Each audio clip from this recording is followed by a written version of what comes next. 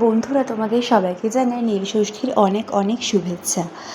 আমার সন্তান যেন থাকে দুধে ভাতে, এটা যেন শুধু আমার না, এটা হচ্ছে প্রত্যেকটা মায়েরই কিন্তু মনের কামনা, মনের ইচ্ছে, তাই না বলো? তো আজকের দিনে ঠাকুরের কাছে এটাই প্রার্থনা করি যাতে সবার সন্তান ভালো থাকে, সুস্থ থাকে, আর আমার সন্তানও যাতে ভালো থাকে, সুস্থ থাকে। তো আমি তো কালকে বাড়িতে এসেছি, গতকালকে তোমাদের গত ব্লগে বলেইছি। তো শুনলাম যে গতকালকেও কিন্তু আমাদের কাজের মাসে আসেননি, আজকেও আসেনি, ওনার হয়তো বাড়িতে কোনো কাজ রয়েছে। তো সকালবেলায় উঠে কিন্তু বাসি কাজগুলো করে ঘরটা একটু ভালো করে ঝাঁট তো দিই, বাসি ঘর রোজ, ঠিক আছে। তো একটু মুছেও কিন্তু নিয়েছিলাম, পুজোর দিনে ঘর না মুছলে হয়, আর ওদিকে তো কালকেও মোছা হয়নি। আর ডোডোকে তো দিয়ে এসেছিলাম নিচে, আর হচ্ছে উপোস তো আছি।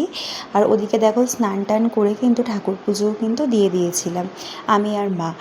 আর ওদিকে দেখো আজকে দুপুরবেলা এই ফলই খেয়েছিলাম, তারপরে তো ডোডোকে ঘুম পাড়িয়ে দিয়েছিলাম, ভাবলাম মাথাটা ঘোরাচ্ছে, আমিও রেস্ট নেব। আর দেখো কালকে কিন্তু আমি এই মেহেন্দি পরেছি। তো এটাই ছিল মর্নিং।